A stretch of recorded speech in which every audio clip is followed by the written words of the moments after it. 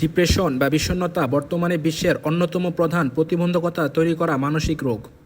কিন্তু এই রোগটা আমরা অনেকেই বুঝতে পারি না, কারণ এটা চোখে দেখা যায় না। আমরা প্রায় সবাই কখনো না কখনো মন খারাপ অনুভব করেছি।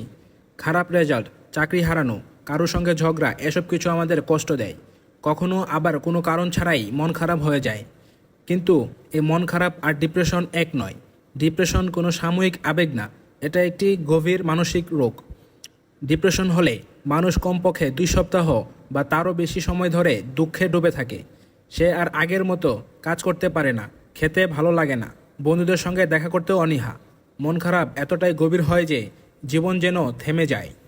এই রোগের কিছু সাধারণ উপসর্গ হলো সবসময় মন খারাপ থাকা, যেসব জিনিস আনন্দ পেত তা আর ভালো না লাগা, ঘুম ও খাওয়ার পরিবর্তন, নিজেকে তুচ্ছ মনে করা বা অপরাধবোধ মনে করা, আত্মহত্যার চিন্তা করা, শক্তিহীনতা, মনোযোগের সমস্যা, অতিরিক্ত অস্থিরতা বা খুব ধীর হওয়া।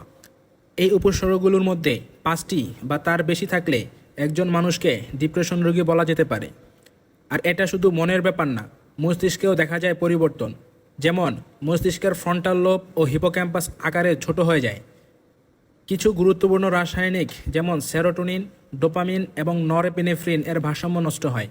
ঘুমের ছন্দ পরিবর্তন হয়, এমনকি স্ট্রেস হরমোন কর্টিসলও বেড়ে যায়। তবে এখনও বিজ্ঞানীরা পুরোপুরি বুঝে উঠতে পারেননি কেন বা কিভাবে ডিপ্রেশন হয়। এটা হতে পারে আমাদের জিনগত বৈশিষ্ট্য ও জীবনের অভিজ্ঞতা দুয়ের সম্মিলিত প্রভাব। সবচেয়ে দুঃখের বিষয়, অনেকেই জানেন না যে তারা ডিপ্রেশনে ভুগছেন।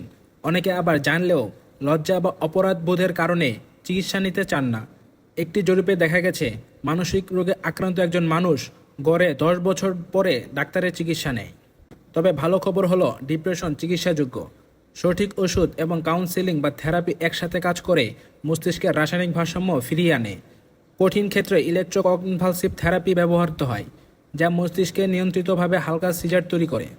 নতুন চিকিৎসা পদ্ধতি টিএমএস অর্থাৎ ট্রান্সক্রেনিয়াল ম্যাগনেটিক স্টিমুলেশন নিয়ে গবেষণা চলছে। আপনার পরিচিত কেউ যদি বিষণ্ণতায় ভোগে, তাহলে তাকে সহানুভূতির সঙ্গে উৎসাহ দিন। তাকে বলুন ডিপ্রেশন কোনো দুর্বলতা নয়, এটি একটি রোগ। অ্যাজমা বা ডায়াবেটিক্স যেরকম রোগ, ডিপ্রেশনও তেমন একটি রোগ। সুতরাং যত বেশি মানুষ চিকিৎসা নেবে, বিজ্ঞান তত উন্নত হবে, আর ভবিষ্যতের চিকিৎসা হবে আরও কার্যকর, আরও সহানুভূতিপূর্ণ। মন খারাপ হলে চুপ করে থাকবেন না, কথা বলুন, সাহায্য নিন। মনে রাখবেন আপনি একা নন।